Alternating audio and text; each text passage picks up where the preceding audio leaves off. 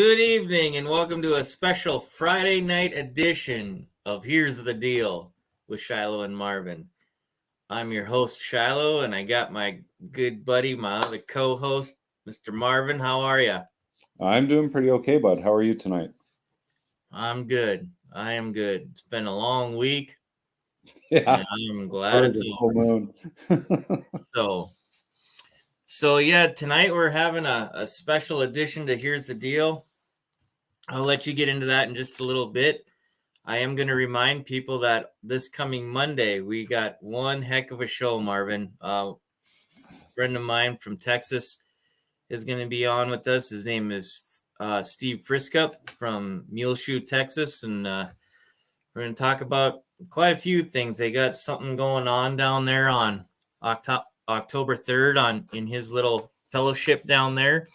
And so we're going to visit about that, and we're going to talk about the 30 by 30 land grab, and we'll see where that conversation takes us. But that's going to be Monday night, our regular Monday night show, 8 p.m. Central Time.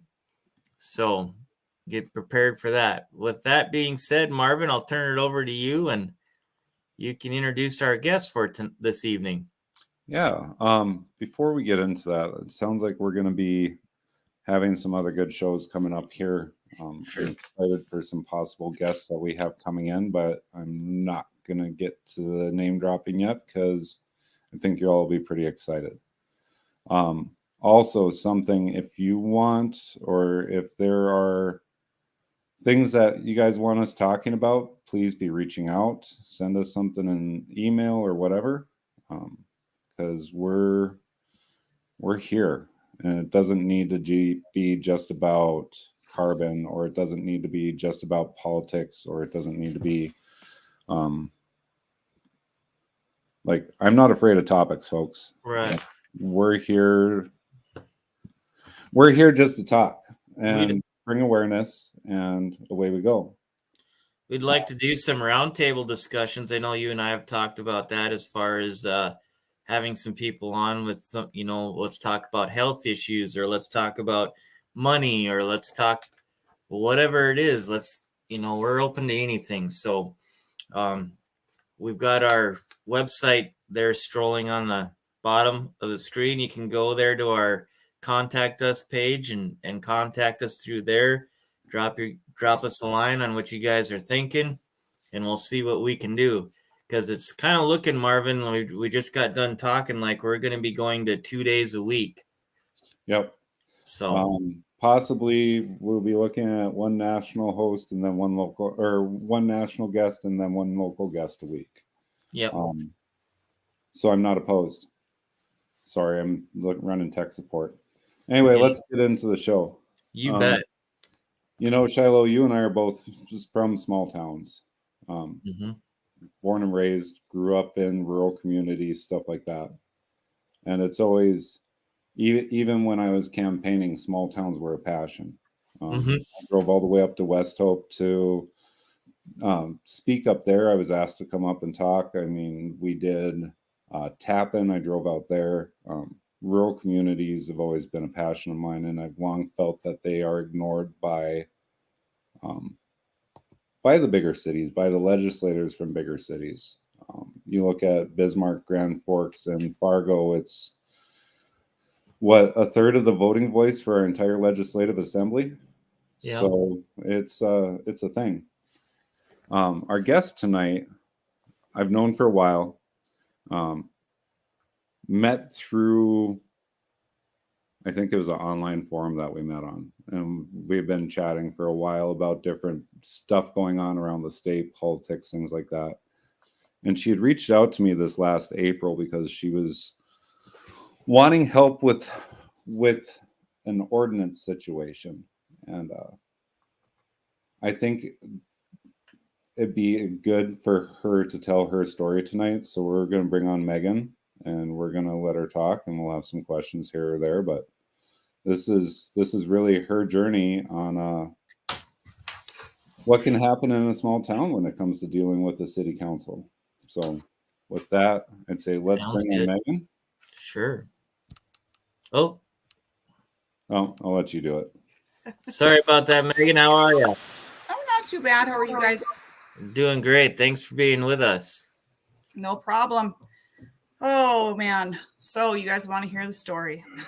Yeah. Well, obviously, Marvin, you were here for the beginning, which started back in April. So, little town, not many people. I don't even know if we're at 70 people at this point. But no, there was an issue in town regarding an ordinance. It was called Ordinance 35. And it was regarding animals in town. And so there was an issue brought up with a gentleman that had moved to town, and his property is on the edge of town, and he had horses. And so it was brought in front of council earlier in the year, which led to an investigation into whether or not the ordinance was valid. And our mayor put in a great deal of work looking into it. My husband is on the city council. And so he kind of talking about it at home got me to thinking, okay, well, I'm kind of interested too, because we've always talked about, well, hey, it would be kind of cool. We live in the middle of nowhere pretty much to have chickens someday. Kids would like to show animals for 4-H and can't really have goats in town or, those sorts of animals. So chickens would be it. Kind of interested to see how this goes. And in looking, it was discovered that, a number of issues was that there's not been an actual copy of the ordinance book kept in City Hall. In fact, I don't even think the original ordinance book exists anymore, and nor has an actual copy of the ordinance book been maintained in City Hall, which I think is a problem in and of itself. But not only that, upon investigating further past the ordinance book issue, the minutes didn't reflect any first or second reading of Ordinance 35. So even though it was printed in the paper as the first reading is this date and we will have the second reading, yada, yada, there was no record of it actually being read. So after the mayor had spoken with the city attorney, he said, well, that's not that ordinance wouldn't hold any weight if it was ever brought up in court or anything like that. So it was deemed not a valid ordinance. So this is where Marvin enters, because I thought, okay, I can have chickens. Anybody can, because there's no ordinance. But maybe it would be beneficial to help the city out and actually have an animal ordinance written, something that will, at least put limits on it so people can't abuse having animals in town, and maybe will kind of help everybody. So that's where Marvin came in, and he helped draft an ordinance.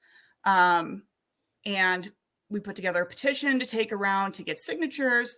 And then I was to present it at the next city council meeting and kind of give my reasons why I want to have my own chickens, and perhaps explain to everybody else and maybe give them a reason why they might want to, just kind of, I guess, support my plight. I don't know. But anyway, so I gave my speech, my why, which was, not only to provide my family with eggs, but, if we had extra, help out our community, because our community is full of folks that are elderly or, lower income families. And I like to give to my community if I'm able. Not only that, my kids in 4-H, they want to show animals and have a project. There's a number of reasons why. I can tell you right now, yes, I do have chickens. And the amount of responsibility and the ownership it's given my kids, like, they hatched these chickens. We ordered eggs from Kentucky and from Idaho, and the black copper morants. The kids are so proud of them because they have these chickens that they've literally incubated, hatched, kept them alive through their little chick infancy, fed them, taken care of them. And now, they're still freeloaders and they're not laying eggs yet. Haven't gotten a single egg, but they're so proud. and they get up every morning before school and they go out and make sure they have food and water and they let them out. They talk to them. They've named them, and my kids are these responsible little humans that aren't just glued to the TV. They're out doing things, and that's the big why, what it's done for our family. But anyhow, so I present this and hand in my petition that had 20 signatures on it. I think by petition standards, I only needed, oh gosh, what was it, Marvin? 4.8 signatures or something like that. That was ridiculous. It was, I think we only had 30 people vote in the last election. Yep. So it was a really low number. But so anyhow, I got up and gave my why, presented the ordinance. Marvin got up and spoke, was accused of having an agenda, which it was crazy. And I kind of warned him ahead of time. And that was actually my first city council meeting I'd ever attended, because historically, and I'd always been told that they were kind of extreme, I guess, but I'd never gone to one because government has never really interested me. I've never really taken a notice because I guess it's always been like out of sight, out of mind. If it's not affecting me directly, I guess I really don't care kind of deal. But I'll be honest, this has opened my eyes. These last 4 months have completely changed me. And I never would have imagined that chickens and ducks would have opened my eyes to what government really is and what goes on. Like this has completely changed my whole viewpoint and has gotten me involved in things that I never imagined would happen. You know what I mean? Like, I'm looking up century codes and I'm looking at how I can get involved in other projects that don't involve around here, stuff in education. And it's crazy. But in a nutshell, my petition, and again, I'll be the first to admit, I don't know everything about century codes and types of government. I learned about commissions and city councils, and Marvin, you learned something too.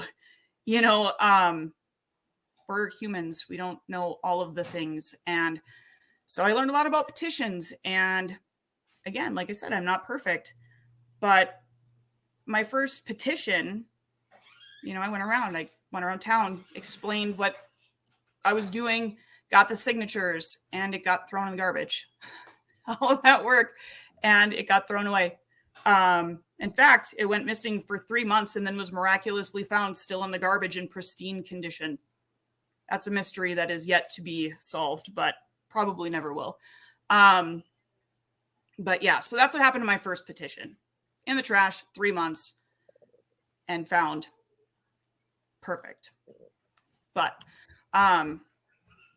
gosh, it's just, like I said, it's been wild. So this summer, we've gone back and forth dealing with this, where we're told it's not an ordinance, and then the next meeting we're told, oh my gosh, we're just going to adopt this ordinance again because of such and such century code that says if it's presumed an ordinance for 3 years, then it's an ordinance. Well, not if it isn't adopted legally, because if that's the case, couldn't anybody just put any ordinance in the paper or slip it into the book, and if nobody knows about it for 3 years, all of a sudden it's an ordinance? How can it be? Yeah, how can it be?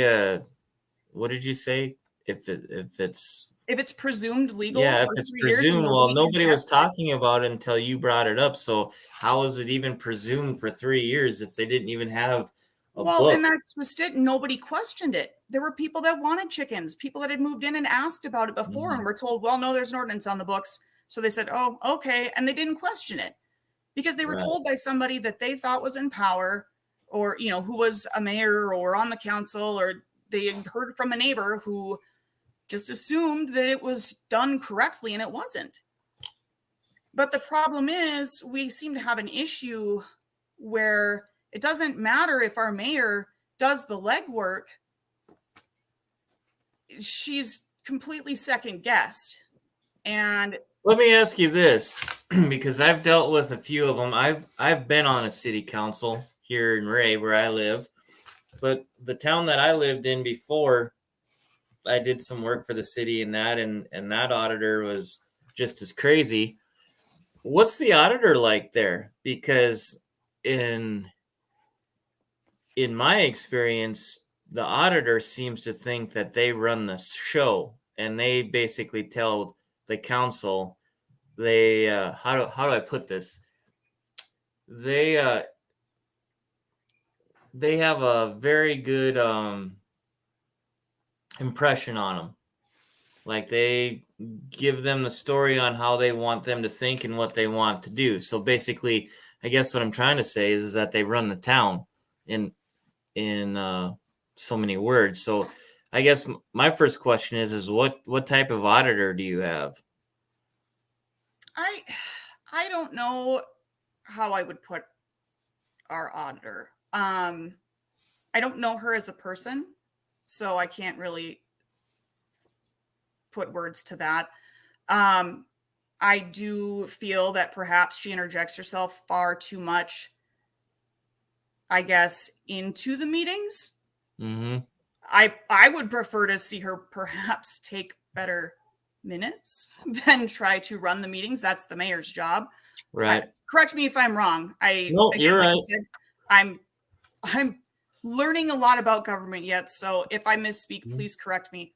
Last I checked, the mayor runs the meetings, decides who speaks, and controls the flow of the meeting. The auditors take the minutes. I've noticed a lot of mistakes in our minutes, things that have been omitted that probably shouldn't have been omitted. Yep. And I've never in my life seen so much disrespect, I guess, for a mayor by an auditor. And that, I guess, is just pretty shocking to me. I guess, yeah, In my opinion, auditors should be elected too. They shouldn't be hired. They shouldn't be appointed by the commission. They should be elected too, because they should hit the road when they're not doing their jobs either, and I when they're agree. overstepping their bounds, because you're exactly right on what an auditor should do. However, a lot of times, and I don't care if it's city, county, you name it, they overstep their bounds. So Yeah. Well, and I think that's just it. I try to bite my tongue, and living in a small town is hard. I've learned that small town politics, it's a totally different beast. I grew up in Minot, so you didn't have this level of animosity. I never imagined in a million years that a situation such as living my life, like this is the crazy part, is I've not broken a single ordinance.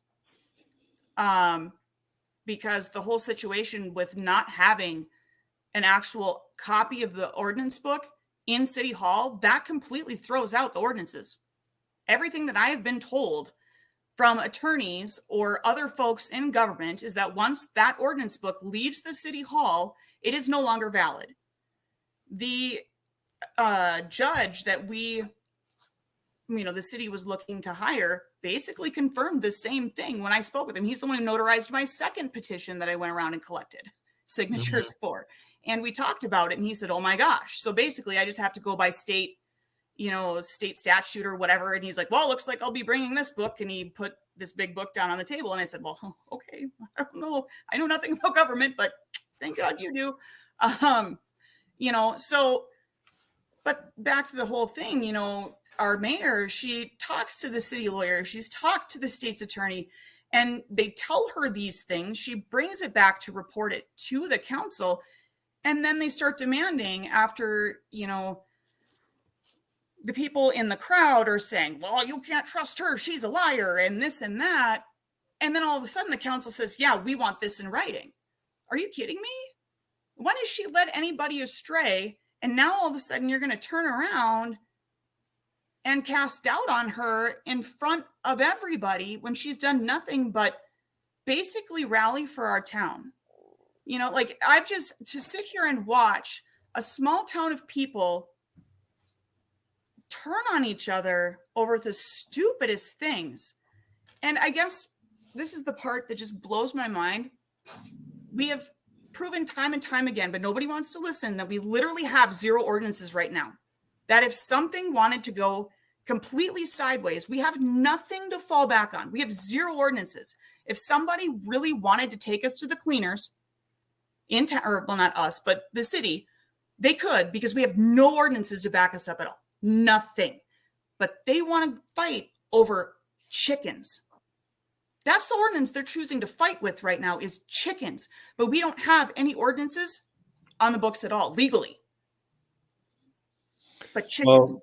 Well, and I mean, even if you go to the website here, that post I put up the other day, that's your guys's actual, that's the ordinance 35 that they bring up. But if you look on the bottom right corner of it, just says Benedict City Council, January 2nd, 2012, and Lee George Auditor. The mayor's name isn't even on this. There's no signature. There's no, there's nothing there. But that's just it. And well, someone needs to take them to the cleaners then. Somebody needs to challenge it and what do you think I've been trying to do? And it's not that I want to take them to the cleaners. Bringing Marvin in was trying to educate them and trying to help them. And then they have the audacity to ask, well, can we have somebody come in and teach us how to do it right? What do you think we've literally been trying to do? But then they say, well, no, we don't want that Marvin guy because he's a bad guy. He had an agenda. But you don't want to pay anybody to do it. Oh my God, he was going to do it for free. But he had an agenda. Marvin. You mean an agenda to help you for free? Right? I volunteered to help sit down and help them clean up their ordinance book for ordinances for free. To bring things forward, to help them have stuff that could be signed on and voted on. Well, I suppose they got cold feet because you came in with her. It's because it's me. The thing is, again, small town politics, petty drama, people have pasts and whatever else. And I'm not going to drag out anybody's dirty laundry because that's not what this is about. People have their opinions about other people, and that's fine. But by God, don't bring that out and have it affect an entire town of people because you don't like me for whatever reason. You know what I mean? Don't force me to live your way of life because you're pissed off for whatever reason. You know, just because you don't want chickens doesn't mean so-and-so can't have chickens. Just because I want to have chickens in my yard, my 6 city lots on way far away from you, I'm not trying to tell you that you have to have them just because I want them. Before I even got them, when I found out that there was no ordinance, which again, I know people are going to say, no, there is an ordinance. Oh yeah, there was one written, but that doesn't mean it was legal or done right or even valid or would hold up in court. I did my research. Believe me, I've done plenty. Marvin, and I know people are going to say, well, he's your friend. Of course he's going to agree. Fine, whatever. But again, actually do your due diligence. Stop condemning me and saying I'm biased or whatever else. Fine. If you think I'm biased, you go and do your research, but actually do it right. And don't just sit here and go find somebody to just agree with you because that doesn't mean they're right. You can go around and ask as many people as you want until you find somebody that's going to agree with you. But when everybody that I talk to gives me the same answer, I don't know what to tell you. You know, but anyhow, fact is, when I found out there was no ordinance and I got the go ahead, and trust me, like I said, my husband's on the council. Does he want us to have chickens? Oh, hell no. He absolutely hates these birds, but he knows how much my kids love them. He knows how much they've done for me. And yeah, I'm going to be straight up because I'm a huge advocate for mental health. I suffer from anxiety and depression. I was able to get off my depression medication when I got my birds, especially my ducks. Those loudmouth little turd birds have completely changed our lives. Like, they get me out of bed in the morning. They got me outside all summer. Last summer, I didn't hardly leave my house. This summer, a completely different person. My neighbors have noticed. I mean, my doctors noticed. So much, in fact, I got off my depression meds. Holy crap. Who can say that? I can. You know, like,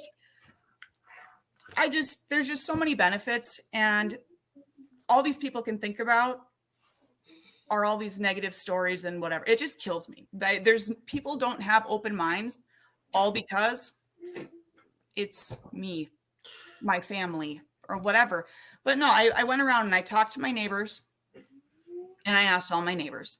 The mayor's my neighbor. I asked her, hey, now that we know there's no ordinance, do you care if I get chickens? And she said, well, there's honestly no ordinance. There's nothing that I can say.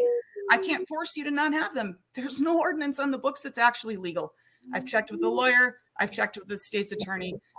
There's no ordinance. And I said, okay, perfect. Just going to check with the rest of the neighbors. And if they're fine with it, this is what I'm doing. The kids and I were getting hatching eggs. And so I did. I checked. Everybody was like, no, this is hella cool. You know, these kids are going to have the best lives growing up with this kind of, experience, whatever. And I said, perfect. We're getting chickens. Husband was not pleased because he told me I couldn't get chicks, but he didn't tell me I couldn't get an incubator. So I got an incubator and here we are. Loophole. That's Oops. funny. So he was not pleased. So you viewers out there, if you have questions, go ahead and ask them. We'll ask Megan or Marvin or whoever that question is geared towards. But and while we're talking here, I'm gonna pull up the first ordinance that we did, Shiloh, just so you can kind of see it. While he's doing that, Megan, I can back you up because I come from a farm ranch background. My wife and I did, and before we moved up here, we raised horses down there in Hazen. I mean, we at one time we had 35 broodmares and 4 stallions, and I have an autistic son, and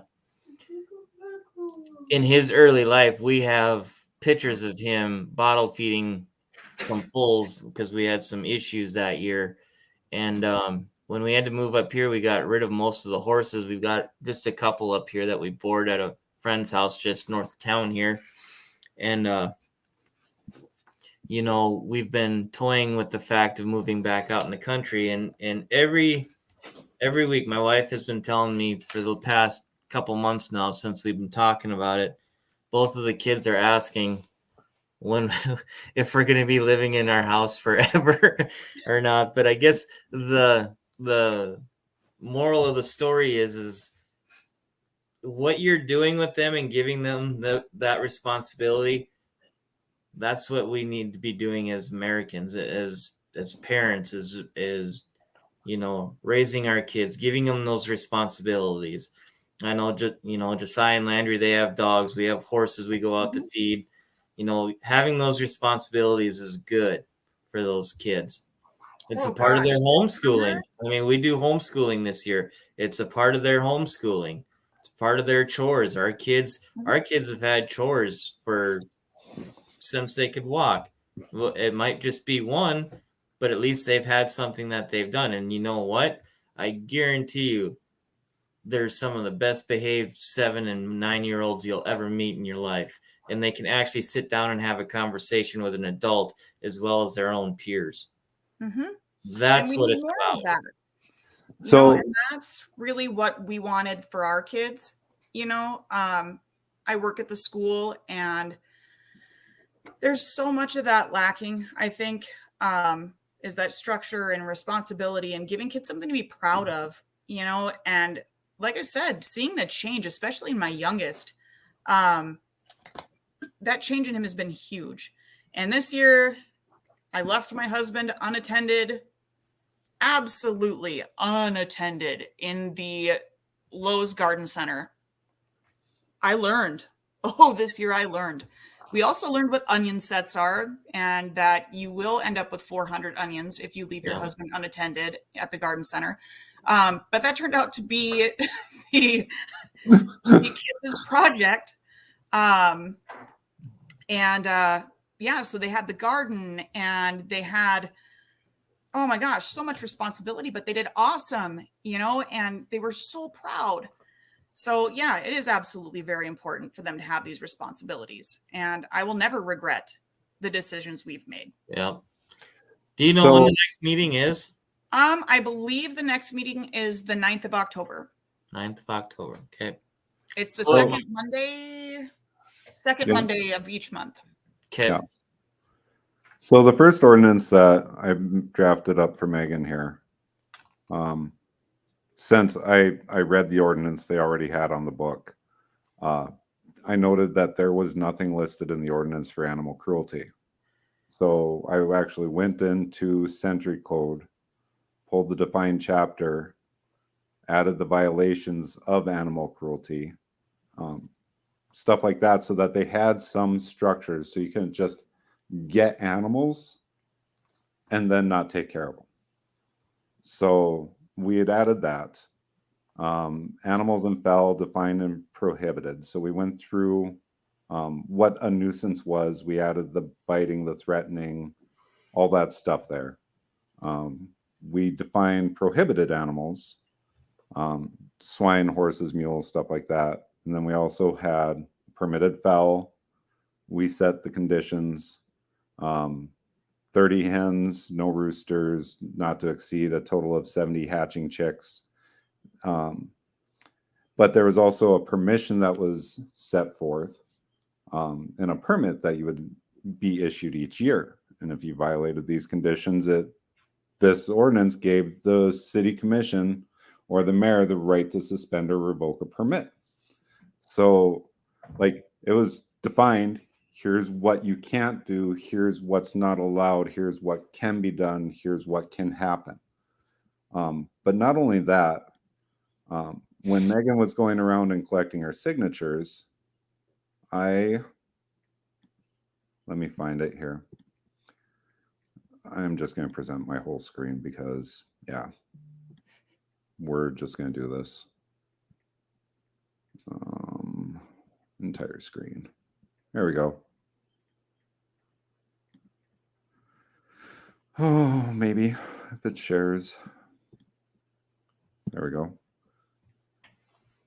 So not only that, we have the fowl keeping application here. Did it share? Oh, no, never mind.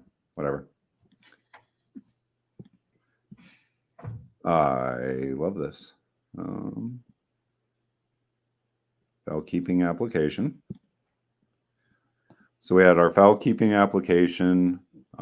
It was dated for years at a time. It was in an edible format so that when 23 expired, they could change it to 24.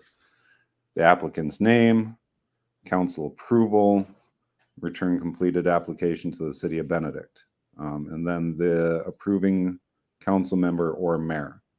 Obviously, since Meg's husband is on city council, he couldn't be an approving member on there, but other council members would have to do that. And then the other part of it that we did was we did a permission slip. And what the permission slip would have done, I don't have it pulled up right now. The permission slip meant that you would have to go to your neighbors and get approval from your neighbors within 45 feet of your residence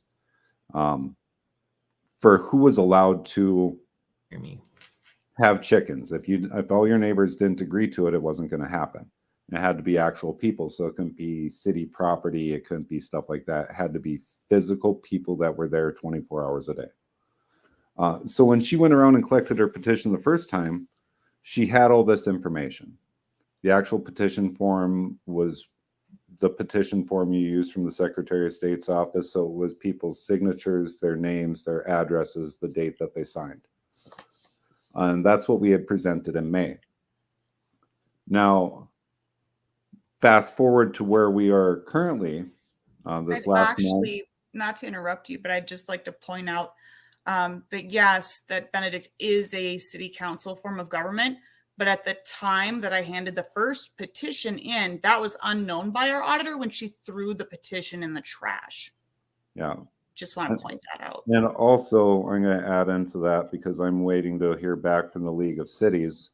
I actually reached out to Stephanie Dossinger there, who's legal counsel for the League of Cities, and asked for further clarification on this matter because it seems that the council form and what they have going and how limiting NDCC 4012 is, which is the ability for people to petition the city, because it lists only a commission style or a modern city.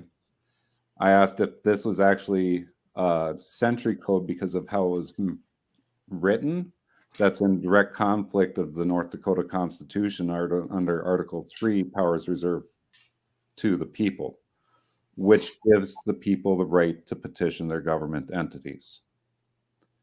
Because depending on how she answers back to that, then it's going to be something that entire section can be legally challenged as well with the state.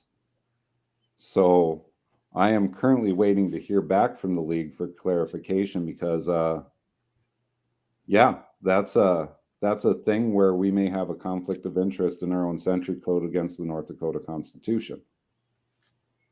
Regardless, the second time around, Megan, we did another petition here in August. You went around, and how many signatures did you collect this time? It was over 30. So 30 people in town, so above 50% of the town, you would say, fairly of voting age? The legal, I think of the number of legal voting age individuals, there's only, I think, like 55, 56 legal voting aged folks in Benedict. Okay. And I had over 30 signatures. Okay. I was accused of misleading those with my petition and proposed ordinance, even though attached to the petition was the ordinance, because in order to circulate a proposed ordinance with a petition, you have to have the ordinance with, which Yep. I did. And that was given with the petition upon signing. So Who accused you of that? members of council. And just to pull it up here, folks, this was the petition, the signature sheet that Megan was carrying. So the legitimate North Dakota recognized signature sheet, just without the little stamp in the bottom. Mm-hmm. On top of that, at the back of it was a notarization. So all those signatures you went and collected, what'd you do with them when you were done, Megan? I handed them to the auditor. No, did you get this notarized? I did get it notarized, yeah. Okay. So you got even officially notarized, but at the very bottom of it, it had the instructions for petition circulators. So it's not like you didn't have all your steps in place. Correct. And what happened with that version of it? Well, I was informed that since we're a city council form of government, that it would just get filed. It would just get filed. So it should still be on record, right? I would hope so. If not, I mean, I have a copy, put a lot of work into that, and not to mention the getting yelled at and told this is over, it's done. And yeah, that was fun. But yeah, so that same night that you turned in your petition, the agenda itself listed that you guys were supposed to be talking about this survey that had gone on.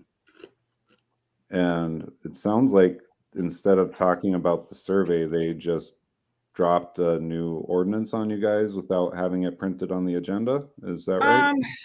Well, so what was it? The Sunday, I was at the 3rd of September. Well, there was a special meeting scheduled for September 4th, where the council was supposed to get together and discuss a revision or a writing of an animal ordinance or writing of a new animal ordinance with the council on Monday the 4th. And 2 members of council went around on the 3rd collecting, I guess, opinions. They were doing a poll, as they said, going door to door, asking the constituents how they felt about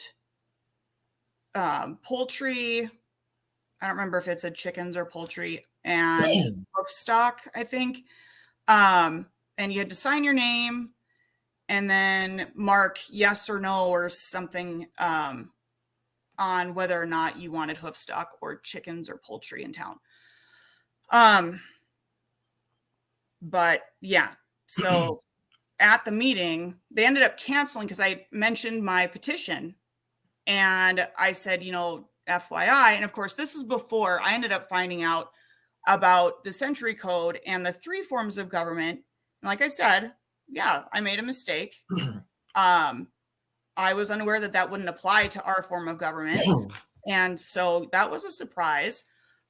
But an even bigger surprise to me was hearing one of our councilmen say, when I informed him what, a petition like this means for a proposed ordinance, that if a council votes it down, then it becomes a vote of the people. And hearing this particular councilman say, well, no, that's not how this works. We're the council. We make the laws. That's not up to the people. I was so taken aback because it's like, so it was okay for it to be up to the people to write you in on the ballot, to vote you in. But now it's not okay for those same people to have a say in the ordinances that they have to live by. And how does that make any sense at all? Like, do you know what a dictator is? Do you have, like, this is so tyrannical. This is unbelievable. And my husband actually asked him to repeat himself because it was like, what? Do you realize what the will of the people is? And that's literally what our oath is. The will of the people. And he said, no, I won't be forced to vote any certain way if I don't believe in it. No, but do you know what the will of the people is? It doesn't matter. That's not how I believe. Well, it's not about how you believe. You're representing the people. This is literally what your job is. Yeah. No, you don't force me how to vote. And I was just so, in that moment, it was like, holy shit, you have got to be kidding me. And I was dumbfounded, because then it really gets you thinking, this is just a local podunk, like, city council, but how many of our other like voted in, how many others think this way? Like, you should come down for legislative session sometime. I don't think I want to, because because I'm so pissed off now. I'll be even more mad. It's just unreal. And I don't know. At that moment, it was just, I shouldn't even be surprised at this point anymore. Because this whole situation all summer, again, over chickens and ducks, I have people that drive by when my kids are outside playing and flipping them off. And I wouldn't have believed it if I hadn't seen it myself. Who does that? You're adults and you're going to drive by kids and flip them the bird. They are 9 and 11. 9 and 11. My kids have so much anxiety now over this whole situation because people can't act like adults. Like, it's disgusting. And we're a small community, small communities. Like, we moved here because, man, maybe this was just, thanks a lot, Lifetime movies and Hallmark. You kind of expect them to take care of each other. And I can tell you, my end of town, this little north part here, we take care of each other. And I absolutely love my neighbors. I mean, they are great people. And we are just kind of beside ourselves because we just don't know what to do. If we could just, like, unannex ourselves and be our own little, we like our own little town, we would, because it's become embarrassing to be associated with Benedict. It really has. That's too bad. It is, because we used to have such an awesome community. We would have Rib Fest, and we had a group of us that would put together the fireworks for town, and people would come from all over. And now we have nothing. The bar closed. People have been run out from even having a business here because so-and-so doesn't like it, or we don't like motorcycles in town, or what. It's just such petty crap. And now it's wrecking our town. Well, and you and I And had actually talked about like maybe doing even like a food truck festival this summer where we had talked about 4th of July, something like that, because I know some people that run food trucks, and it's like, well, that may not be a bad idea. Get some local vendors up there, just kind of have a Benedict benefit just to, help out the town, help out the community, get some stuff going on. And like where Benedict's at, I've been there, Shiloh. It's a gorgeous, quaint North Dakota town. Very much like the town I grew up in, or where I'm originally from. I grew up in Bismarck, but I'm originally from Lair, which is a blink and you miss it city, but I love it, And from when I was a kid, when the elevator was open to what it is now, I mean, it pales in comparison. So that's why when I went and I was campaigning, like I was adamant about visiting small communities because they're forgotten. And really, that's the heart of North Dakota. Yeah. It really is. You were going to say something a little bit ago, Shiloh. You had a question for Megan there. Well, I guess it's more of a statement. What you're describing right now, Megan, it's all over. Up here in Ray, the big thing right now is one person got turned down to build a metal building, and another person got the okay to. The difference is that the person who got the okay to runs the local elevator. The other person is just works at the telephone company. So we got things like that going on as well. And right here in lies the problem. These small communities, like you just got done saying, we used to band together, have each other's backs, right?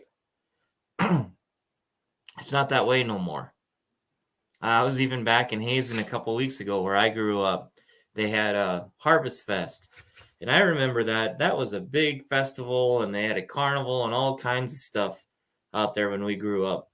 And when I was back this last time, there was maybe a fourth of the people that I'm used to seeing there. Of course, now this has been 20 years ago, but they're just it isn't the way that it was anymore. And this is where, as Americans, we're going wrong. We need to band together as communities. We really do. We need to put our differences aside, however that's done, because what we have coming, it's going to take all of us to fight against. And whether they want to admit it or not, and it doesn't matter if it's Benedict up here in Ray, I mean, you name the town, Lair, any of them, we're all going to have to band together. Mm-hmm. And that's what it's going to take to, number one, take our state back, and then take our country as well. But right here, what we're discussing is exactly the problem.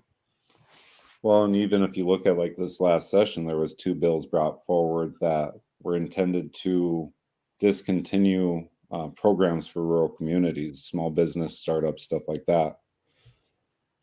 And that's from our legislative assembly. Like, it feels like they want to push everybody into town, and that's horrible all by itself. That's what they're doing. And it's no secret that eventually Sarah and I want to be out of town. We're both farm kids. We want to be back out of town. But right now, like, even just dealing with the Bismarck City Commission, like Shiloh and I's like first show we did, I think it was, or second show we did, was talking about chickens in town. And it's an eye opener, because once you start getting involved like you are now, Meg, you see all the other stuff that goes on. All of a sudden you're paying attention to what's happening at meetings, who's saying what to what. Like you said that they were walking around with a pole. Did they come to your guys' house to do the pole too? Mm-hmm. So was your husband home or not? Because that would be a quorum at that point. Was. So they created a quorum by A coming 90-minute quorum on my front porch. Oh, good Lord. So do they know about that though? Because It kind of They were sounds to me like they don't they know were much told about how stuff works. they were Not told by my husband and myself the beginning when they came with their poll that they were creating a quorum, and they acknowledged, yeah, we know, and they stayed. So Boy. I have that other ordinance 35, the one that that got brought forward that wasn't on the agenda here at your guys' last meeting. I have it sitting here. The interesting thing that I note is just looking at it and reading it now, they committed straight out, like we are saying right now that the previous one that wasn't signed, that doesn't have the mayor's name on it, is in fact enacting ordinance. But then they put on an addendum and they have a tiny little bit. So it says, no person or persons shall raise or keep any domestic animals or poultry or both of the species of mule, asses, swine, geese, chickens, ducks, turkeys, peacocks, guinea hens, rabbits, venomous or constrictor snakes, or similar livestock or fowl within city limits of the city of Benedict. But then you have a page and a half on chickens here, Shiloh. wow.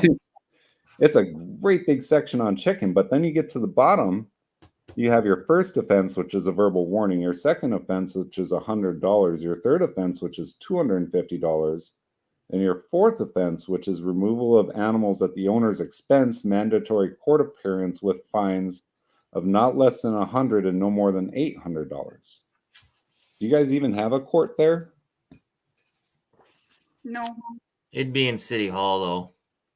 Yeah, Not a lot of people we do. don't have a judge. You but don't. No, you don't have a city judge, huh?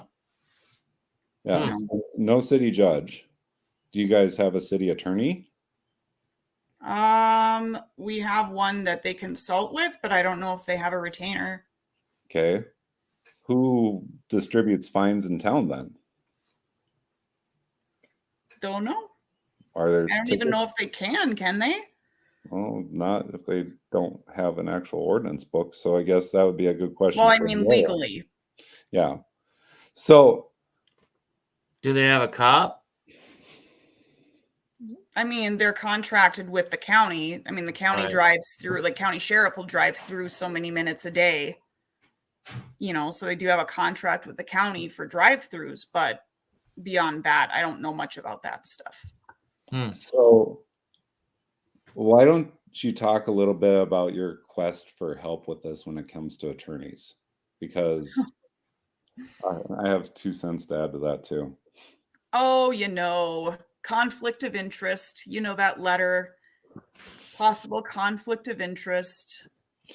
How many different law firms did you contact? Oh my God, I don't even know. I don't even know. Plenty. And this was just trying to help get clarification and Mm-hmm. resolution. This wasn't an intent to completely go after the city. Right. It was just to get information on, just to help figure out, is this right? Is this wrong? Am I doing something wrong? Whatever. Just help me clarify. Because let's be honest, wording in Century Code is really freaking confusing. They Yep. don't make it easy. They really don't. No, they don't. It's like reading the Bible, okay? It really is. Actually, the Bible's probably easier to read than Century Code. I'm just going to say. Well, and We're talking the old stuff. and that's kind of funny by itself here because I've been working on just a me project. And I'm going to pull this up because it's hilarious, because back to exactly what you're saying, Century Code isn't easy to read, right? So I'm going through and working on my own searchable copy of Century Code that I can update as legislative sessions happen. But And this is just on your time? this is on my time. What I thought was funny is I'm working through agriculture today, and I hit chapter 41, 4.1-18.1. I'm like, okay, because I'm laying it out in the same format. But as you go down the numeration, so we got 1, 2, 3, 4, 5. Then we get this ABCs, and then we are back into 4, 5, 6, 7, 8. So even our own century code needs cleanup. And like, all right, who do I even contact to get that fixed? Because if we have missing enumeration, that causes all sorts of other issues too. And really, I mean, I reached out to some lawyers here too to try and help Meg out.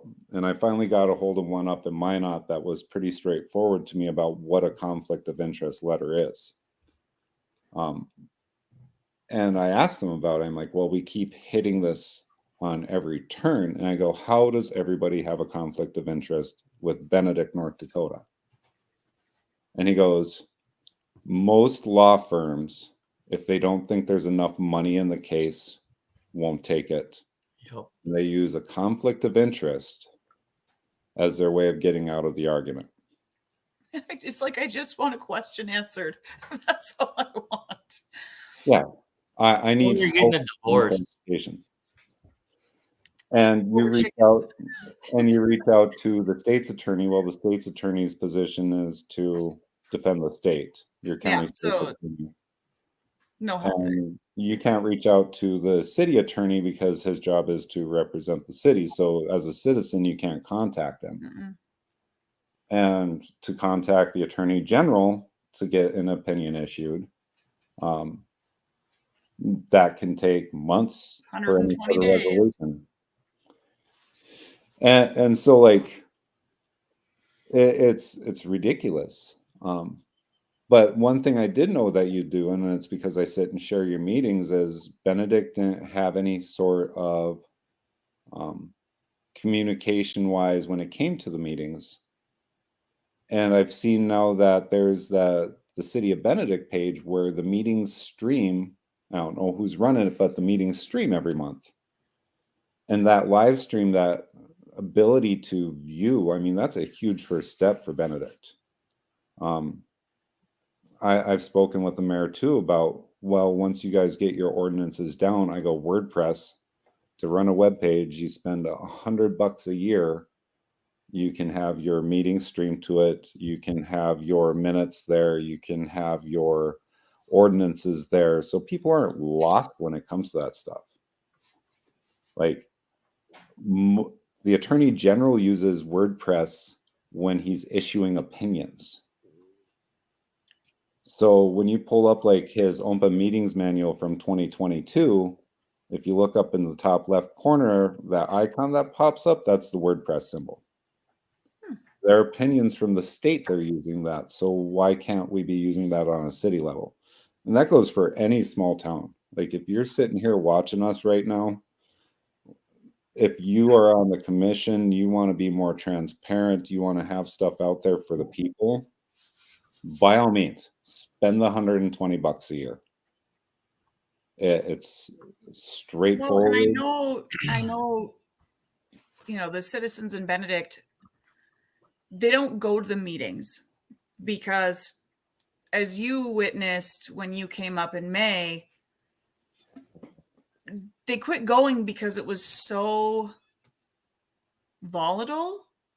There was no order. There's no getting anything done. There was yelling and interruptions, and the council couldn't get anything accomplished. So it was like, why go? There's, you've got one group of people there that basically their only goal was to completely interrupt and bring up stuff that just really didn't accomplish anything. It was simply just to make life difficult. And in fact, I think there was at one point, there was a comment made. My husband came home and was like, yeah, well, basically, I asked, you're just basically going to be here to cause issues, aren't you? Yep, damn right I am. And it was like, okay, here we are, and that's just it. You have people on the council who are very serious about following the legalities of things. And, at one point, my husband, he calls in because he works for the railroad, and he can't be here all the time because he's on the road.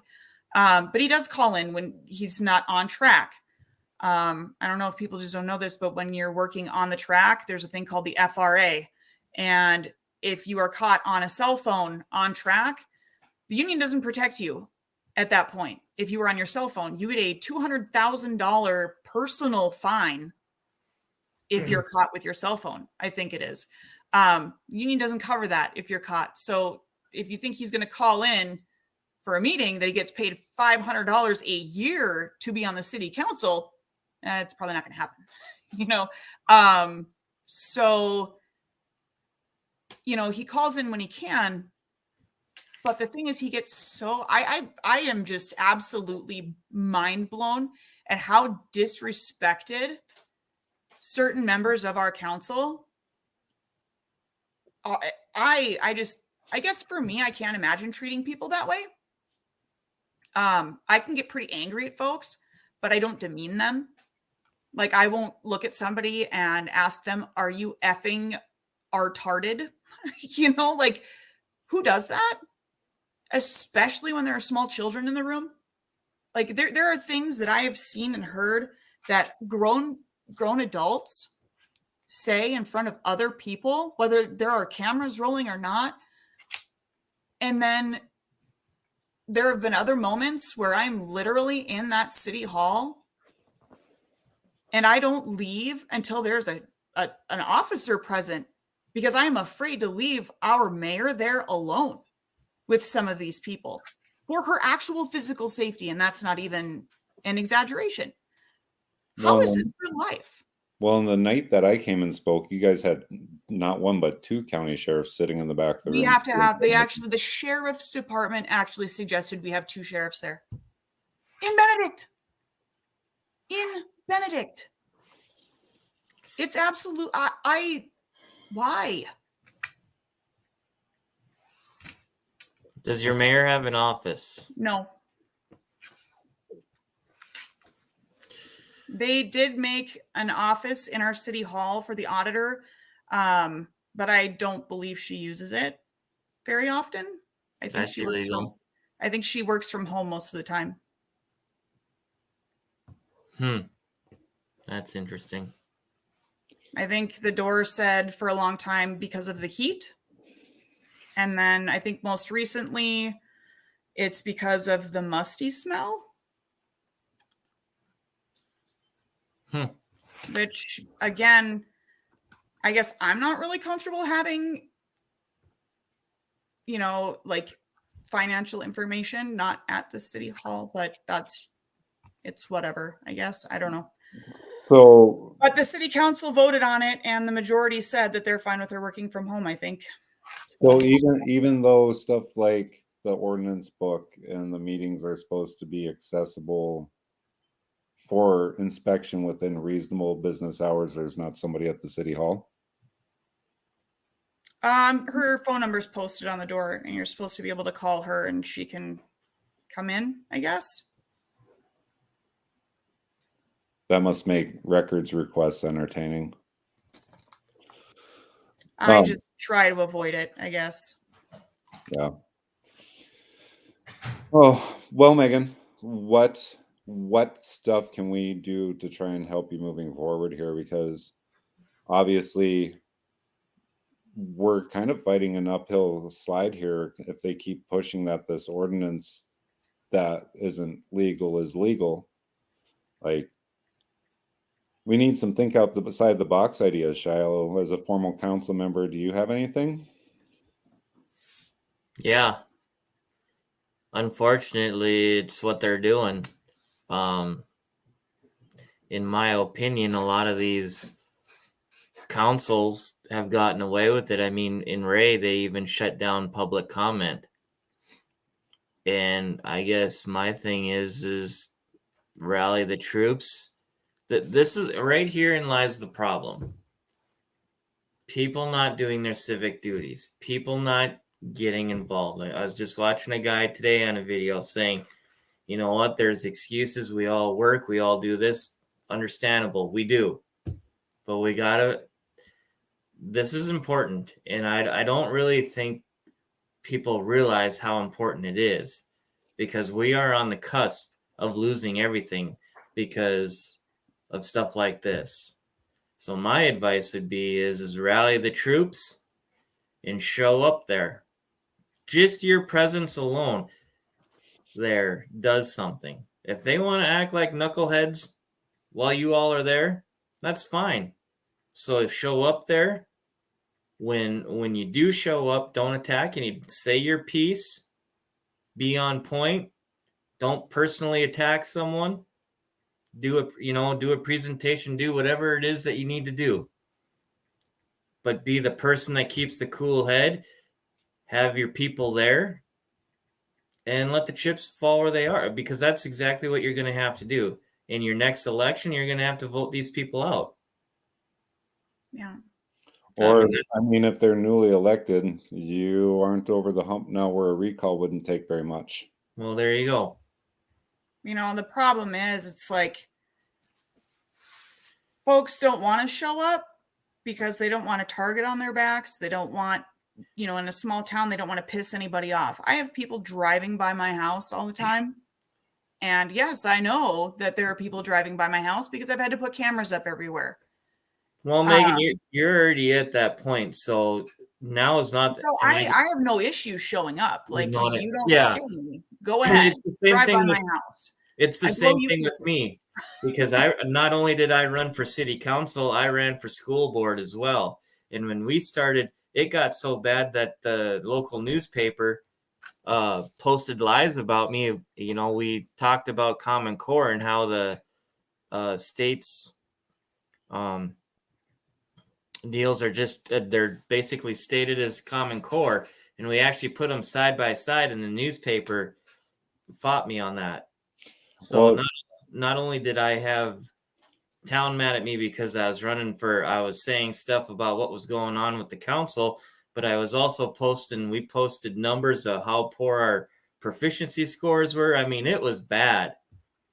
And I guess in my experience now, I live in a town of 850 people. We can't even hardly get 100 people to vote. That's how bad it is here. So I guess my suggestion is it's not going to get any better. You can't keep going through something bad and come out good. So you guys either are going to have to band together and say, hey, enough, or this is what you're going to get. Well, I haven't given up yet. The thing is, getting at people this involved. Point, like I said, my eyes have been opened to a lot of things. It's not about chickens and ducks anymore. Nope. It started out that way because, well, for one, I've seen how the chickens and ducks part, how it's affected my kids, and in that regard, seeing how it's affected my son, to see how devastated he is at the idea of losing his ducks.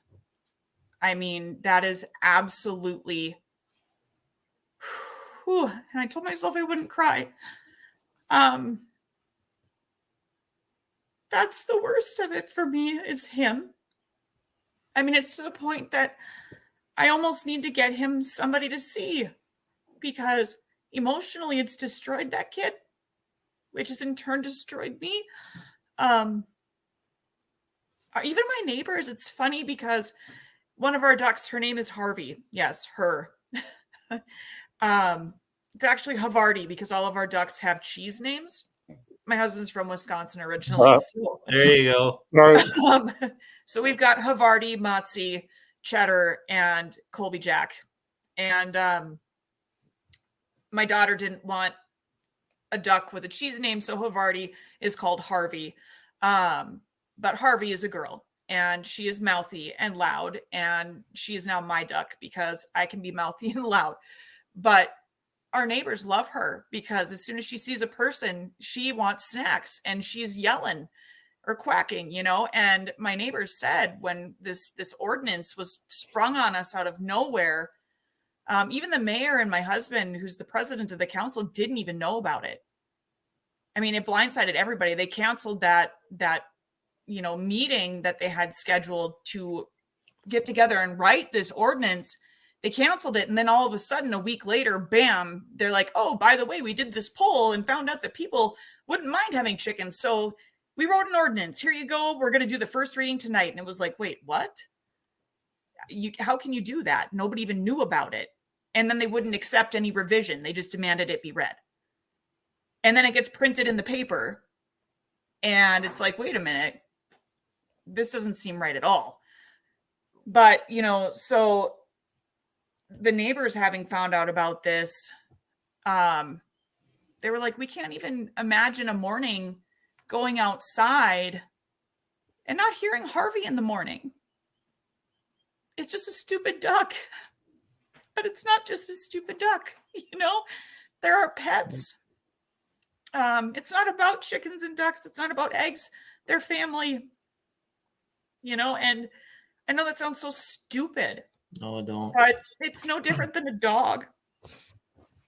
But yeah, but now it's beyond that, because I get so angry about injustice. And Marvin can, he can attest to that. I get so pissed when somebody wrongs somebody else, and it doesn't even have to involve me.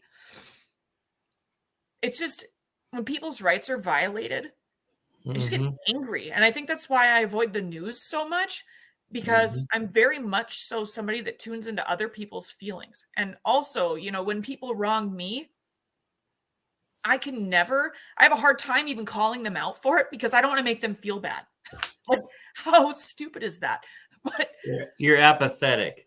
Oh my God. Yeah. Empathetic. Right, Marvin? That's empathetic. There you And go. so this has been really hard for me too, because all this crap is happening, and I know some of it's even illegal. And at the same time, it's like, while all this is happening, I want this to go right. I want all of these wrongs to be righted, so we can be running town the right way, the legal way. I don't want anybody getting in trouble, but by God, I don't want something forced down my throat. And you know what I'm trying to say? I want justice for this situation, because quite frankly, my family has been put through hell. Absolute hell. There was a period of time where my boys wouldn't even play outside, because there was a man that would flip them off every time they would go outside. This same man at meetings threatened to kill our birds. I have it on recording. And would just make comments about, the chicken farmers and the dipshits down the road and all this other stuff in front of my kids. At meetings. Yes. I have recordings. So this stuff happens, and they don't even realize how this is affecting not just the adults in this situation, and they don't care. That's the part that really gets me. So there's so many facets to this situation, and the amount of stress and frustration, I can't even put it into words. Like I said, this is so far beyond just chickens and ducks at this point.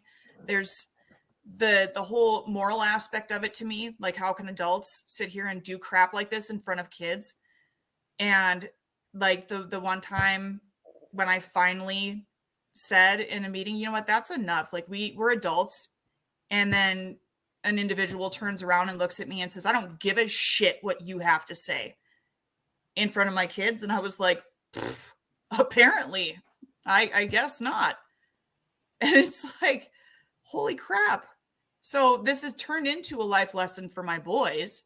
I wanted them involved in the process of this is how we stand up for what we believe in, and, whatever. Then there was a period of time where I didn't bring them meetings, because it was getting to the point where they were actually afraid. And then I was kind of afraid for their safety after a situation where then the police ended up having to be called in. And I stuck around. I was torn between leaving with the kids, but I wasn't going to leave the mayor by herself. Situations I never imagined that my family would be in by going to a city hall meeting, Right. But I need somebody that will step up, like an attorney that'll step up and give me some answers. Like, just answer my questions, please. Like, I'm not looking to sue the pants off anybody. I just want somebody that can actually interpret some things for me and give me answers, and not tell me, well, there's a possible conflict of interest. I'm not looking for you to, like, I don't know, upend the earth. I just want answers, so I know that what I'm doing is right, or whatever, or give me an idea of what I'm supposed to be doing here. And if I'm wrong, then so be it. But just, can we settle this? Because I'm really sick and tired of the fight. I really am. Like, let it end one way or another. And that's And by then- design. I don't know. Well, and what you've described, even in the last 5 minutes, is how a small town turns into a ghost town. Yeah. And I don't want that. You know, we've already lost the one business we had in town. Our little bar and restaurant closed up. And watching the owners of the last few owners of that place over the years go through the hell they have with, oh my gosh. And we've had a couple of good ones. We've had some sketch ones. But we had the one gentleman who tried so hard, brought Rib Fest to town, which was amazing for Benedict. Oh my God. It brought so many people in. We were able to do our fireworks committee and put on amazing fireworks shows. You know, and the bar owner wanted to try and put Benedict on the map, give us something. But then select people in town complained and complained and complained because it wasn't for them. Okay, I get it, but you couldn't suck it up for one night and let the rest of town who benefited from it really enjoyed themselves. You couldn't put aside your own personal gripe and let the town just thrive for one night. Benedict, I believe its founding birthday, whatever you want to say, is July 3rd. And Rib Fest was around July 4th weekend. Let them have their celebration. They, from what I understand, Benedict used to have a parade and put on this big, huge committee or a community party, whatever. Rib Fest could have been it. But apparently nobody can have nice things in this town and be happy. I don't understand. I really don't. But they ran that bar owner off too. And now we're left with nothing. And I'm so afraid. You know, our house burned down. Our first house we built out here burned down in 2017. And back then, there was no question. We wanted to rebuild here. We loved our community.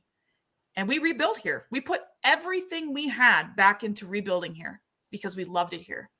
If you were to ask me today, if this happened and we had to make that choice again, would I rebuild here? No, absolutely not. If I had the option to pick my house up and move it far, far away from here, yeah, I would. That's unfortunate. It is. Because this place used to be, this was home. The money we sunk into this place to rebuild, this was going to be our forever home. And I still hope that things will turn around and this will be our forever home. Because this is where we wanted to raise our kids. You know, this is what we wanted for them. And if you would have asked me back in June when all of our little fluff butts were hatching and our ducklings were getting super fun and we were spending all day out getting sunburned in the yard playing with these little ducks and all that other stuff, you know, that was the life. Like, it was a blast. And it was like, yep, this is what we signed up for. This was it. And ever since then, it has just been downhill for like the stress and trying to shelter the kids from that and keep it as positive as we can.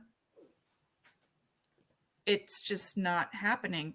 And I'm trying so hard to keep that positive vibe for them. But every day it's, Mom, when are the ducks going to have to go? Mom, when are they going to pass that ordinance? And when is Harvey and Mossy, when we have to get rid of them? Where are they going to go? Are they going to get to come back home again? Mom, you have to win this, Mom. And it's like, no pressure, Mom, you know, because it's killing me too. Because not only do I have to worry about my kids hurting, it's hurting me too, because I love those stupid ass ducks just as much as they do. So I don't know. It really sucks. So if there's anybody out there that knows of somebody that has some answers for me, that would be great, because I don't even know where to ask anymore. Well, And like I we're said, if literally, I'm wrong and all of the research that I have done, that folks that have helped me out have done, is wrong, then fine, whatever, then I'm wrong. But I well, need to know either way. I and don't we're think I'm literally wrong. to that point. We're that literally to that point, Meg, where you need a legal opinion. Well, and I Like can't find one. we have the century codes, we have the ordinances, we have the reference points, we have the newspaper clippings. I'm But at pretty what point, sure. though? This Yeah, is what's so frustrating. We literally have everything in writing, confirming everything. Like, it's all there in black and white. But at what point, when you have all of the facts and you have it in black and white saying, no, there's no ordinance. How do you do an addendum on an ordinance that doesn't exist legally? Okay. exactly. But then you have a council who is going off of an ex-council's opinion and agenda. I'm sorry if anybody's pushing, I'm going to just put it out there. You were accused of pushing an agenda. Our mayor has been accused of pushing an agenda. The only agenda that I've seen pushed at this point has not been pushed from your end. I've been accused of pushing an agenda. I've just been pushing to try and get a good ordinance on the books, one that doesn't attack anybody in particular. I love how this started out because of horses, but there's not one fine on the books for having a horse in town, and the horses are still in town. I Noted mean, that. you know, I don't know if anybody else noticed that, but here we are. But at what point, when everything is in black and white, stating that that ordinance doesn't exist, the ordinance book not being maintained in City Hall,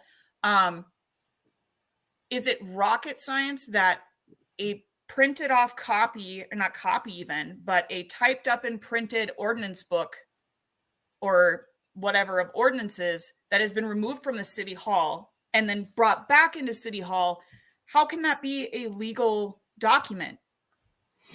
Because couldn't I all of a sudden type up a book of ordinances and put in there whatever I want to, slap it down on the table and say, there's your ordinance book, and I could say in there that there's no black dogs allowed in town, and date it whatever, and say signed by Mayor Joe Schmo. Did we ever have it Mayor Joe Schmo? I don't know. It was signed in 1930. They would have no idea. But hey, that's our ordinance book.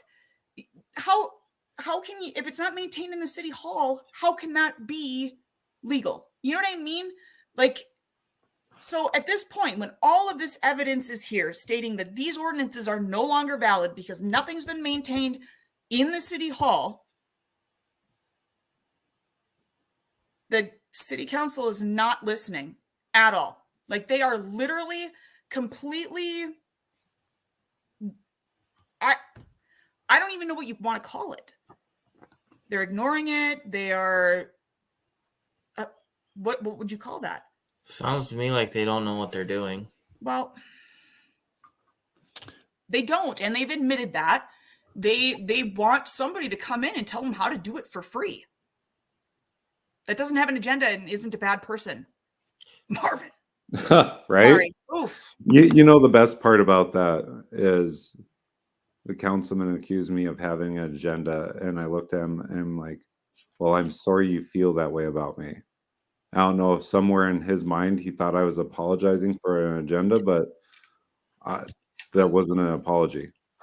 It was me saying, I'm sorry, that's your opinion, but that's your opinion.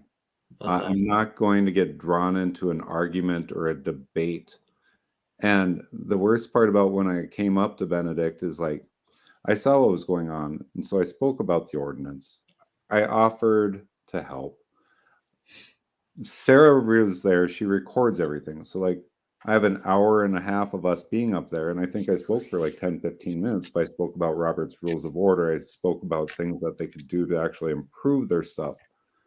And then afterwards, I mean, I've spoken with Matt, Meg's husband, and I talked to the mayor for a bit. And I'm like, if you guys need help with anything, and this was like the next day, if you guys need help with anything, you have a great little town, you can call me at any point in time. And that offer still stands. Like, let me help you. I can at least get it drafted to the point where you can take it to the city attorney and go, Mr. City Attorney, does this look like an ordinance that we can pass as a council that is legal? And they'll agree with it. I mean, I help legislators. I help small towns. Like, I help anybody that's trying to get stuff done, even if it comes down to drafting petitions. But it's because I do my research before I give you a final product. Otherwise, Meg, your first ordinance wouldn't even have mentioned animal cruelty. I actually went through 8 or 9 different active ordinances of towns around the state, including Fargo and Grand Forks, that have these ordinances already in place. Well, allegedly, so did our council when they drafted the one that they presented this last So month. no, that allowed. Allegedly. So I drafted it looking at Grand Forks, looking at Mandan, looking at Fargo, looking at Dickinson. I took all the stuff that they had there, took that overlap, put it together, and here is a decent ordinance that was flexible in numbers and editable. So all they had to do was literally read it. Literally read it. Well, go, and that, "Hey, we that's don't the like this, problem, and though. this." That was the problem, though. It got thrown in the trash. All of it did. They saw 70 chicks and read that as 70 chickens and stopped reading. Even though we repeat, and I remember this vividly repeating, no, that's chicks. Which is why when we did the second ordinance, like suggested ordinance, I said, just take chicks out because they can't be outside. You know, they needed to be under a heat lamp and you keep them in a brooder. Nobody would ever see them anyway. You know, they're not going to be outside. So if they're in your home, in a brooder or whatever, just take that out. But yeah, they literally said, well, you were supporting hoofed animals in town. No, it actually wasn't. Did you even read it? You know, Sorry, wrong button. yeah, you disappeared. But yeah, so I mean, it was blatantly obvious that they did not even read the first ordinance, you know, to argue that, well, you were in support of having hoofed animals in town. No, it literally was not. But by all means, here we go. I guess that's the most frustrating part for me is that first ordinance literally addressed everything that they needed. You know, it addressed the horse issue that they were having. It addressed poultry. It put limits on it, and it was editable. That was the thing. And then to have a councilman sit there and tell me that, no, it was in support of having these animals in town. No, it wasn't. And you were trying to cram it down our throats and force us into this number of, no, we literally weren't. He stood up there and told you we can edit it. And yeah, you know, it's like, were you even at the same meeting?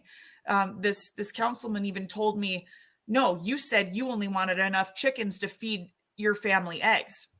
I said, I'm pretty sure that I'm the one that gave the speech about my why.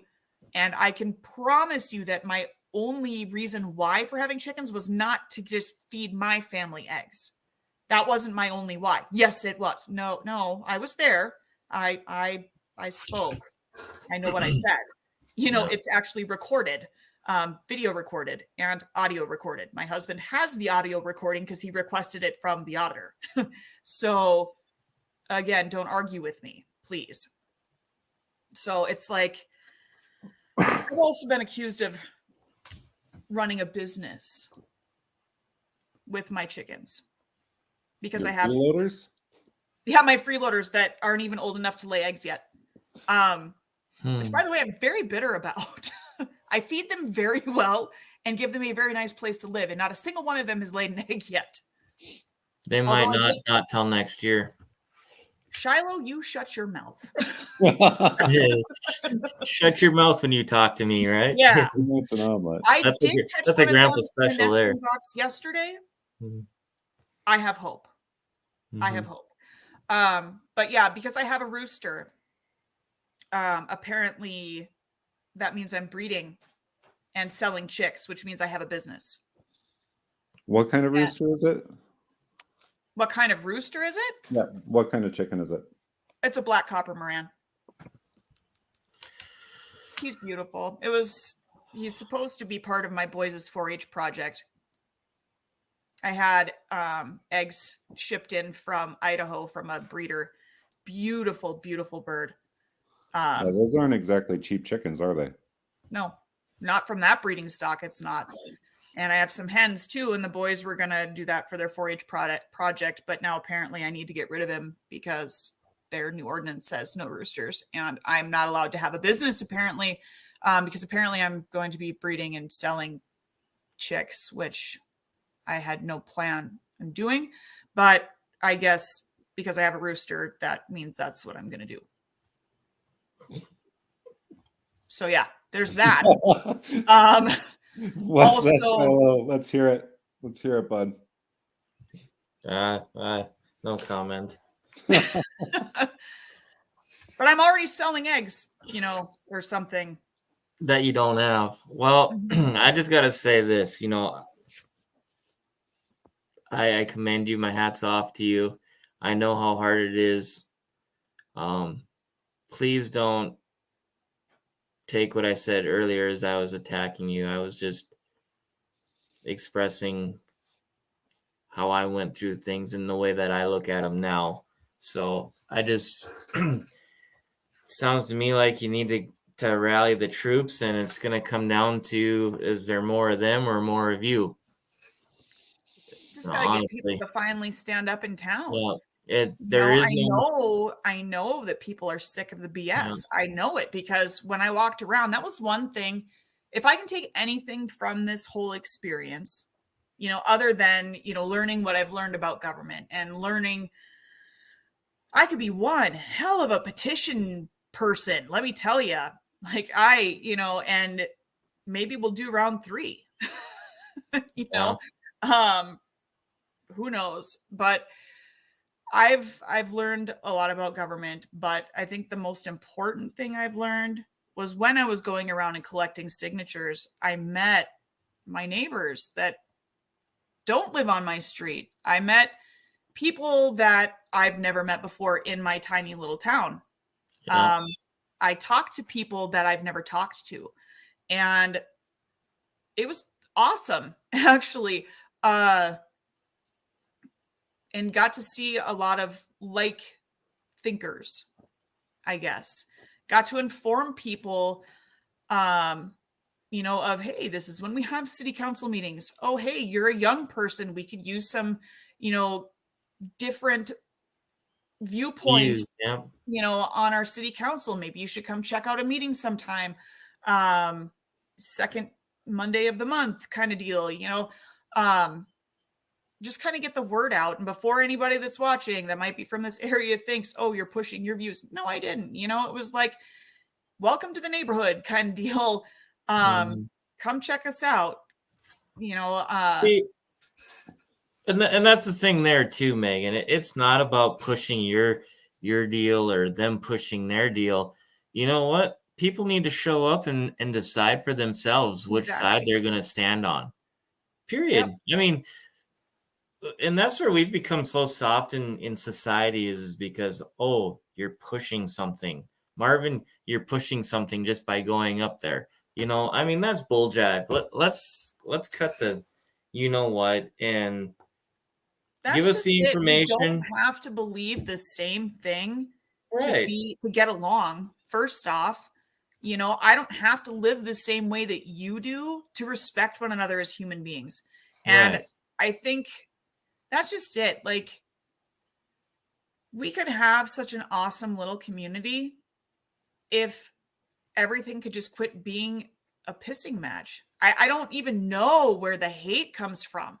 Honest to God. Like, I've been called my family's been called a transplant. Funny thing is, some of these people that have referred to us as transplants are transplants too. They're just older Yeah. transplants. So it's like, I don't understand why. Like, we literally live in this same little town, and we could make this such a fun, beautiful little place to create memories for our kids and some of these people's grandkids. But instead, they're so busy being angry over something. I bet they don't even remember why they're angry. Yeah. Why? Like, I don't get it.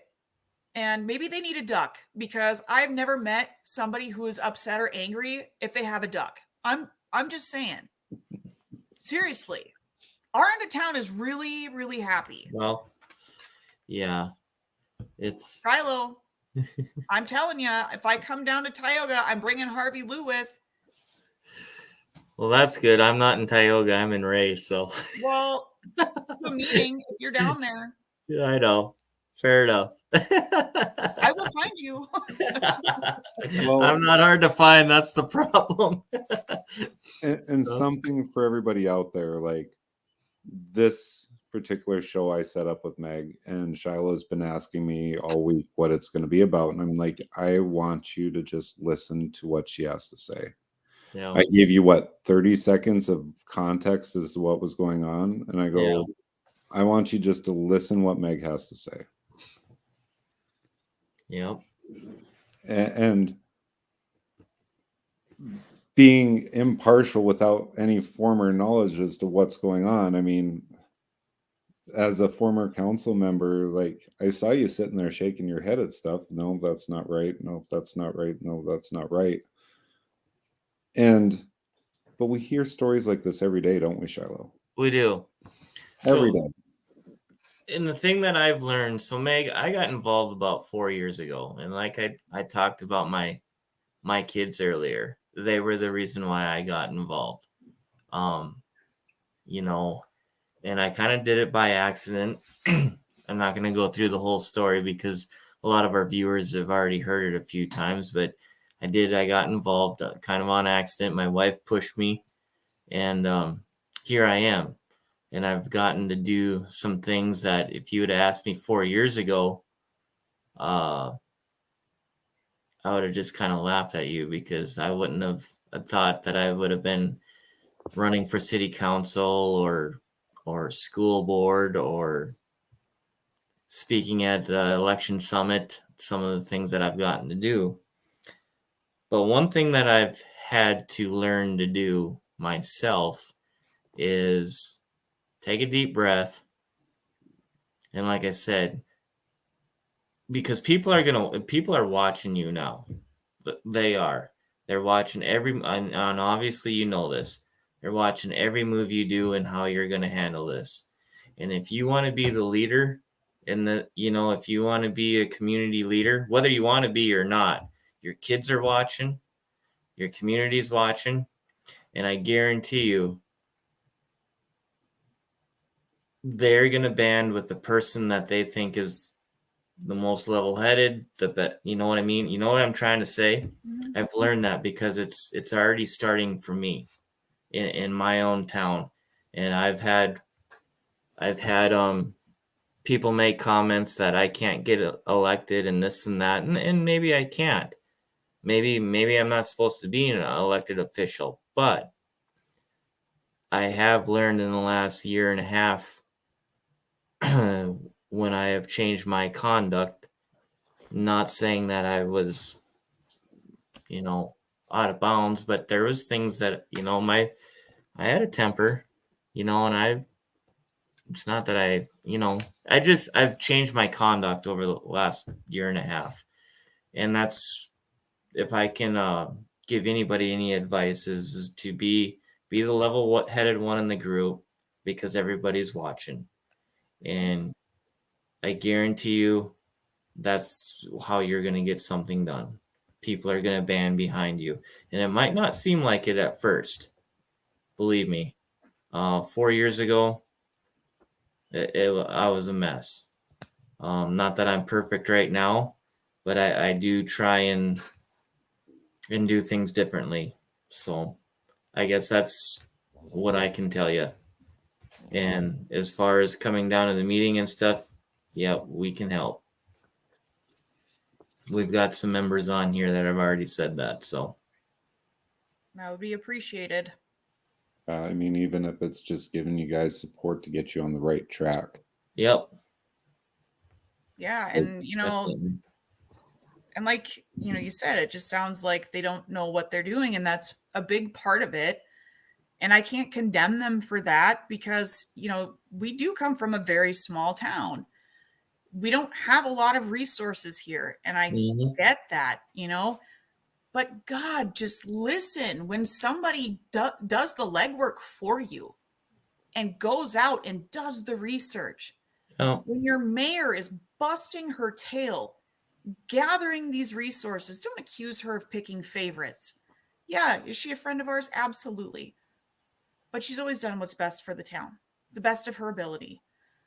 Why call her a liar? You know what I mean? Or better yet, if it's an issue, do the research yourself.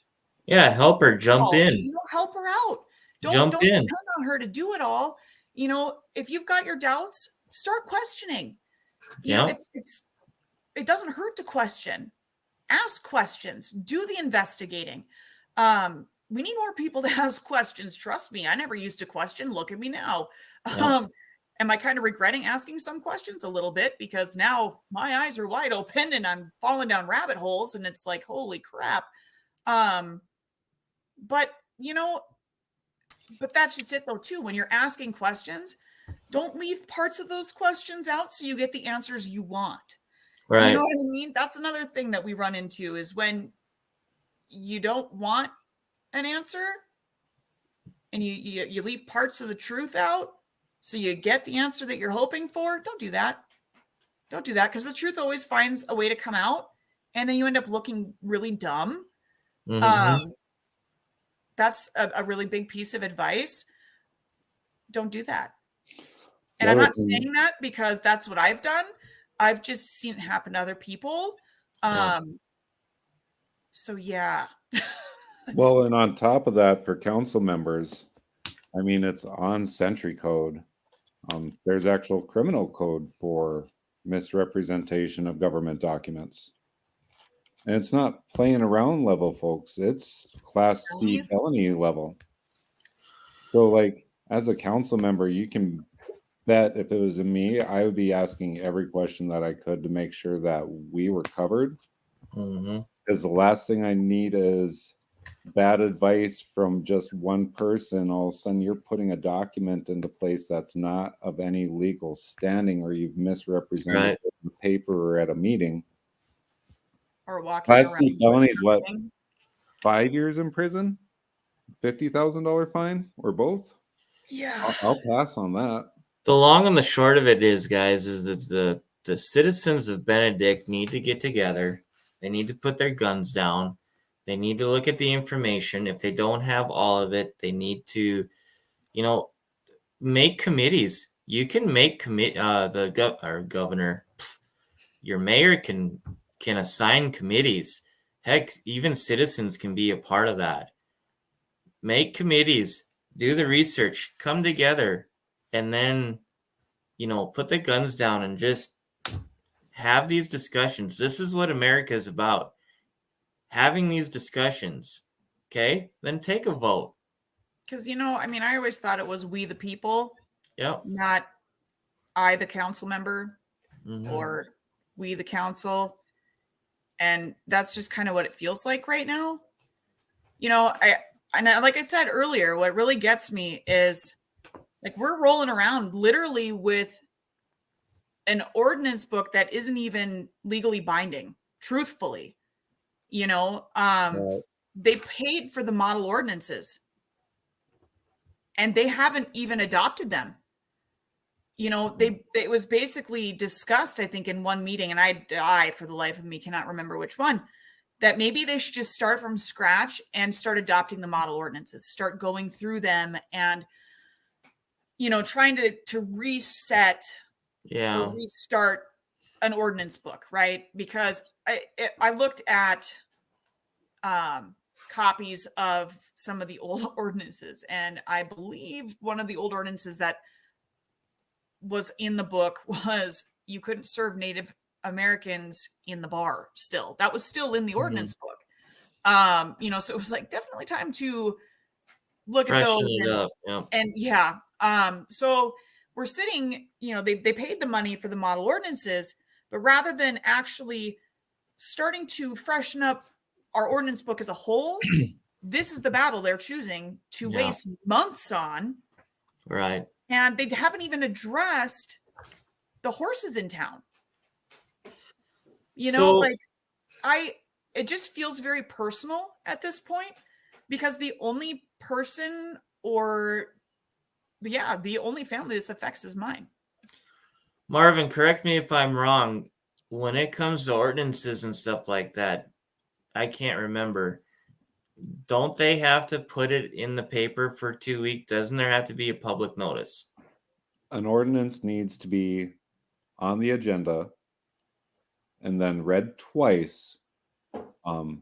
Not at special meetings. I believe it has to be at each monthly meeting. But it has to be at 2 meetings. 2 meetings on the agenda and on for 2 meetings. Yeah. And then it needs to be published in the local paper. And if there are fines that are listed in it, I believe it needs to be published in the paper before it's read the first time, so that the public has time to come and respond. Right. It has to be a public notice. And That's we had basically what a public notice is. the mayor and the president of the council didn't even know there was one written. Well, Like, they're they already had in no trouble. idea that there was even one drafted. Yep. They literally, And it says public hearings hearing too. Yep. Yep. You're right, Amanda. the agenda just said, I don't remember the exact wording. It was like something about the poll or the survey or something like that. Nothing about an ordinance. Yeah. Nothing. So I don't know. Like I said, I'm fresh with all of this stuff, learning as I go, learning what I can decipher from century code and whatnot. Mm-hmm. I don't want to fight with anybody. Like, I literally only suggested an ordinance to help the city out by having one, like one that said more than 2 lines.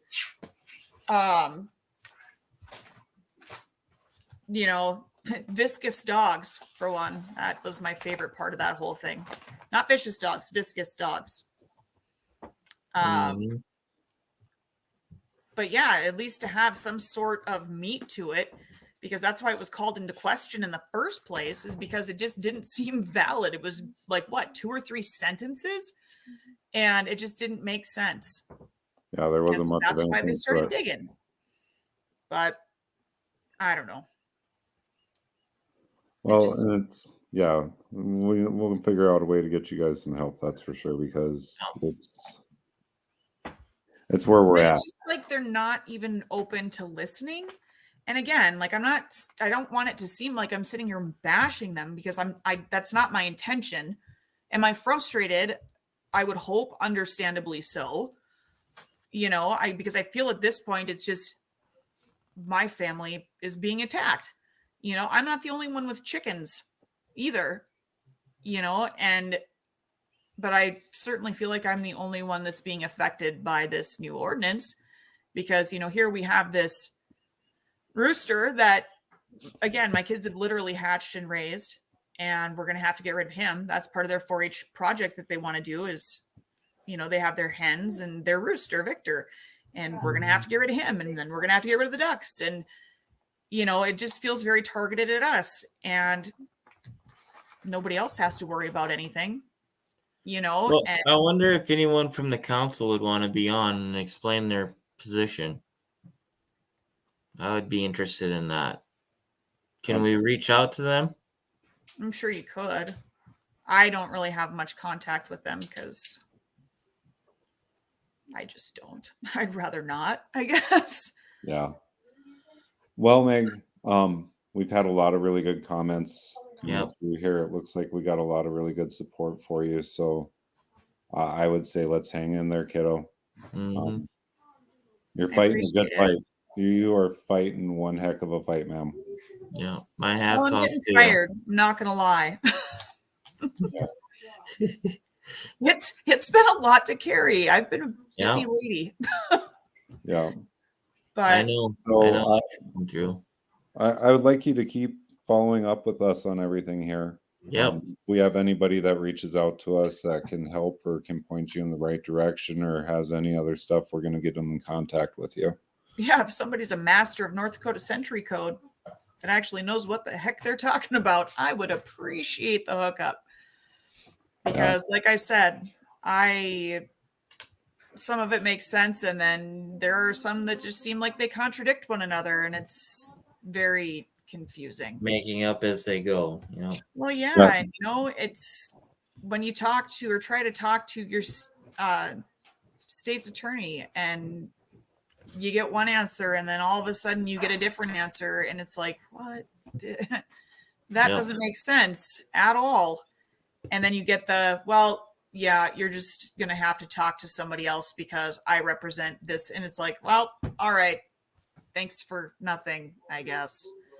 But yeah, it looks like you're going to be getting some community support down there too, from what I'm seeing in the comments here. So moving forward, I mean, keep fighting.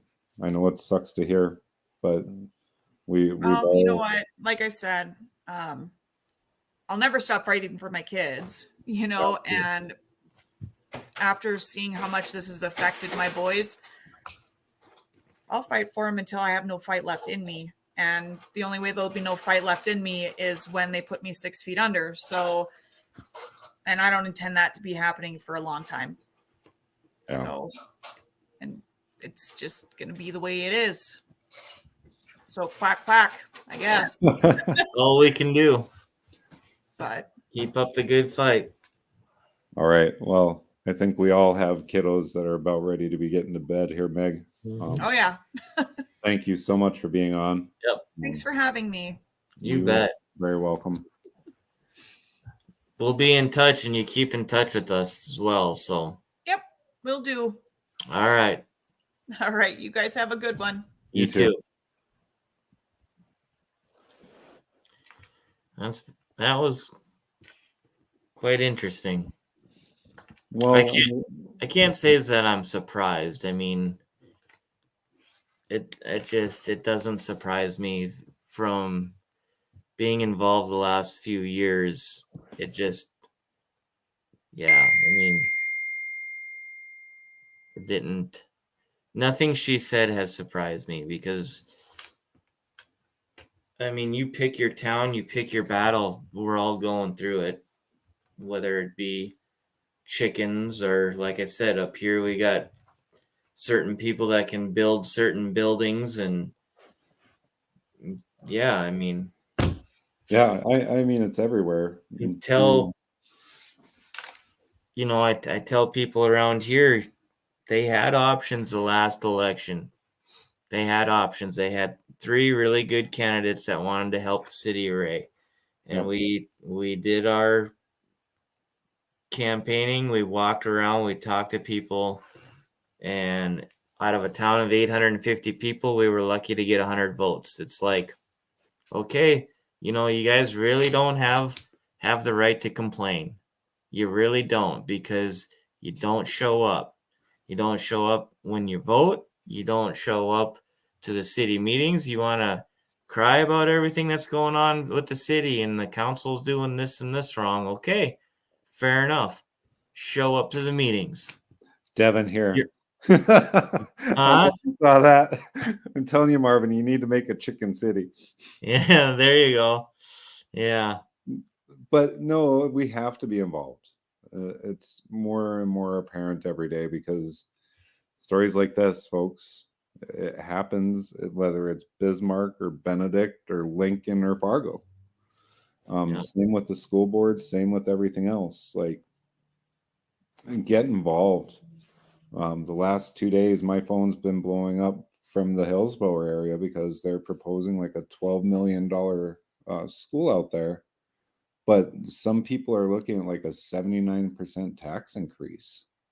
Like, if we aren't paying attention, we can't be surprised what shows up in our mailbox. What about the people of Portland? 49% increase. Yep. Little Portland, North Dakota. Yep.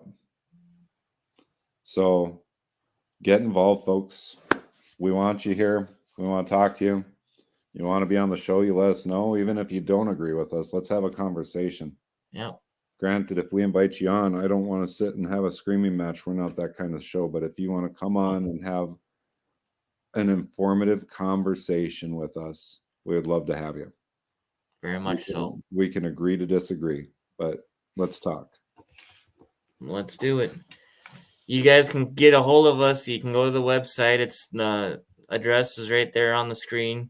It's been going on all night. Go to the contacts page. If you would, go to the follow us page and pick your platform you'd like to follow us on and subscribe. We would definitely appreciate that as well.